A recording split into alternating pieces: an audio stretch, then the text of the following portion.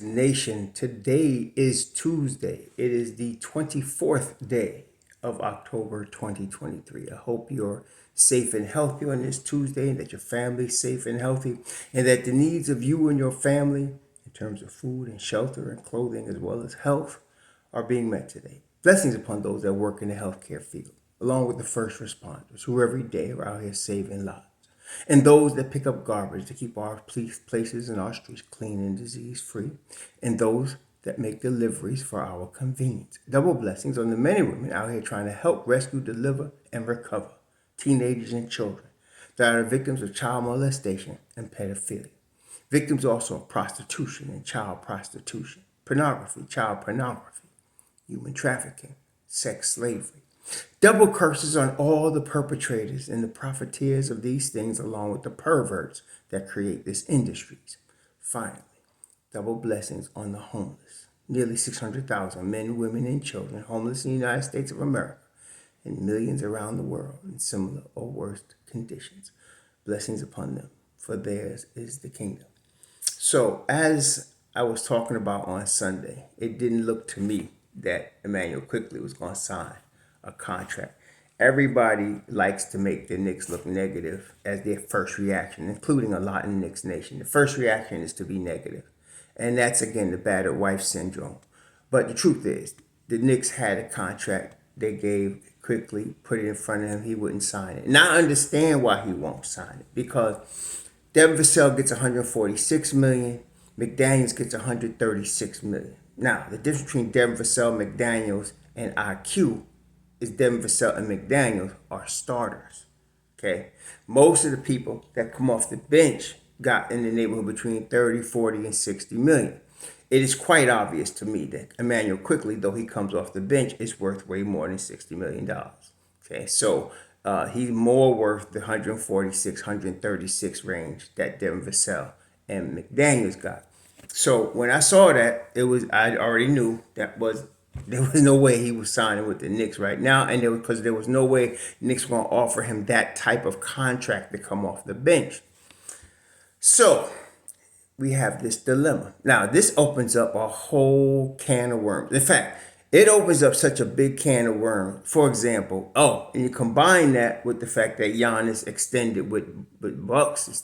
So that's over. Now, the thing is that I really, in the beginning, didn't think Giannis really wanted to lead the Bucks. I remember people saying that to me, Knicks, Bucks, and Giannis to the Bucks, and I thought y'all was on drugs. But then, when Giannis actually said he won't resign unless he sees some improvement, that cracked open the door for all 29 teams to say, oh, he might come here, including the Knicks. But of course, they went and signed Dame Dollar, and that's really all Giannis needed, was something that the management could show they were serious about getting a chip. And that was enough. And he signed the 3-year extension. So that's over with. And so the combination of that, I know it disappoints a lot of Knicks fans. It doesn't disappoint me. I'm not disappointed in a guy that we really wasn't going to get anyway. And that was a pipe dream from the beginning, and only a hope along with 29 other teams. A lot of y'all get too caught up in some of this BS that comes out in the media when they start mentioning these names. So I got a good friend of mine, Imad Akash, that keeps bringing up all this crap, even though I keep telling him, don't get serious about these things. Anyway, so now it looks like Quickly's gonna get traded. That's the first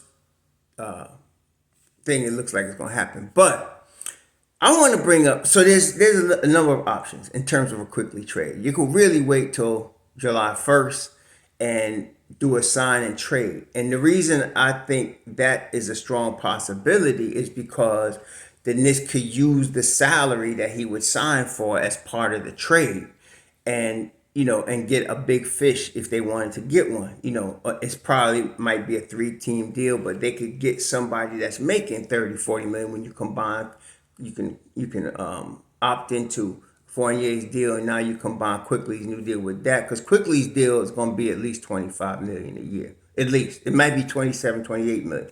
That's because that's what Devin Vassell and McDaniels are getting. So he's going to get at least that. So with that, you combine that and you got a 40-something million trade. Now you can trade for somebody that may want to come to New York that's of a higher caliber. But then they might trade him at the deadline. I don't like the idea of that because you're disrupting the team in a very important season for the Knicks, a season where you're going to really see how far this team can run. And so you don't want to disrupt the team with a mid-season trade. You just don't want to do that if you can avoid it. Like this wouldn't be a Derrick Rose situation because they didn't have a point guard. Well, they got a point guard. This wouldn't be a Josh Hart situation where you get an addition to your bench. This would be more of a disruption. So really, Ian Begley brought it up. That's why I'm saying it's a possibility. I wouldn't think it was possible, but Begley said that they could trade him anytime up until the trade deadline and then into the summer. So, because he's only going to be worth a $4 million trade. So if you're going to trade Emmanuel Quickley, you're matching salaries. So you're talking about Quickley and Fournier, $23 million. And, I don't know what you're going to get, but I don't know. I don't see them replacing anybody in the starting lineup for that, unless I still don't see it. I'm saying you're going to get a bench piece, okay, and some picks. So I don't know, and Emmanuel Quickley is worth more than that to me. So I see something coming in July more than likely. Now there is a possibility of keeping Emmanuel Quickley, a real possibility, but. And of course, I'm going to get housed from the RJ Hive. But if you trade RJ Barrett, you can start Emmanuel Quickley at the 2. And you'll be good. He's going to be really good at the 2. Emmanuel Quickley could play the 1 or the 2. Okay? You move Quentin Grimes. And in fact, we've seen Tom Thibodeau already experimenting with that, with success, even in the preseason. So you get Grimes at the 3, Quick at the 2. And again, I could go. In fact, I'm gonna do a video and I'm gonna go over the numbers again with those two on the court together and see how well the Knicks do. That's the best combination the Knicks have. Those two kids right there, Grimes and IQ. Statistically, factually, they're the best combination for the Knicks. They have the best defensive rating they can get. They get the best offensive rating they can get. Those two kids out there, and then you give Grimes that 3 spot. You let him get more shots off. Now, and then you'll still have Deuce McBride coming in behind him along with Dante DiVincenzo. Yeah, so to me, that's the easy solution. You could go ahead and sign him to 130. He's going to get between 130 and 146 million because that's what Vassell and the market is set. What y'all need to understand is this is a market-driven business. The market is set. McDaniels, 136 million. Vassell, 146 million. Market is set. He's going to get in that range, okay? And you can sign him in that range if you move RJ Barrett. So if I was the Knicks,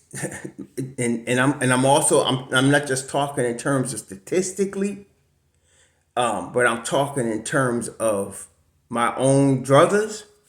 I can't worry about what your RJ fans, you hate RJ. I don't care what you think. I don't hate RJ, but I like Quickley better. And so I would trade RJ Barrett and I would start Quickley at the 2, start Grimes at the 3, have Dante DiVincenzo and Deuce McBride coming off my bench at the 1 and 2. Done. That's what I would do if it was me. And so that's the trade I'm proposing today. It's not complicated. You can get a lot of takers for RJ Barrett. Done. That's what I would do. Okay. I'd move RJ Barrett with Evan Fournier and get, whatever and see what I can get for that. But that's my lineup. I'm doing it so I can start Grimes. I'm starting IQ. Or I would do it still, but I'd wait till the summer and I'm starting IQ now. I'm starting him and I'm bringing RJ off the bench. Bringing RJ off the bench in the second unit. I don't think they're going to do that. I would. Thibodeau, this is the first time since Minnesota, when Jimmy Butler was raising Cain in Minnesota and won it out, that I seen Thibodeau show that kind of feelings with a player. He's really, and Thibodeau, he loves RJ just like I do, but he said it. I'm a quick guy. He is, and for good reason. So if it was me, I'm starting RQ at the 2. I'm moving Grimes to the 3. The realistic thing though is now that it's real that Quickley could leave, I'd do it. If Quickley was signed, I wouldn't do it because then I wouldn't disrupt the team right now. Now you got everything you want. But Quickley's pushing to start.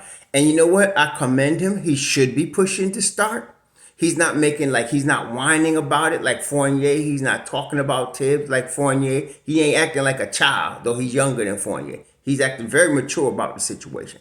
So, but I would start him. I would start him now, okay, and move RJ to the bench, or I just straight trade RJ and open get me first round picks or something, and then open up room for Grimes and Quickley to start because you got a dynamic pairing with those two starting and Deuce McBride and Dante DiVincenzo behind them. That solves all problems right there. Solves all problems. Okay, so that's what I would do. But that's what we're talking about today. Now, what I'll do tomorrow in the preview of the game is I'm gonna bring out the numbers. I'm gonna bring out the numbers with those two cats on the course together from last year and let y'all see.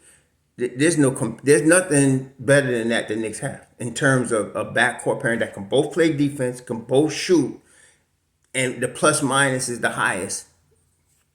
Nah, those two dudes, man. So if I'm the Knicks, I'm not letting Quickley walk. I'm gonna give him his 140, 30 million, whatever, and I'm trading RJ Barrett. That's what I would do. Anyway, I'm sure I'm gonna hear what y'all gonna do. Y'all have a good Tuesday. Shalom.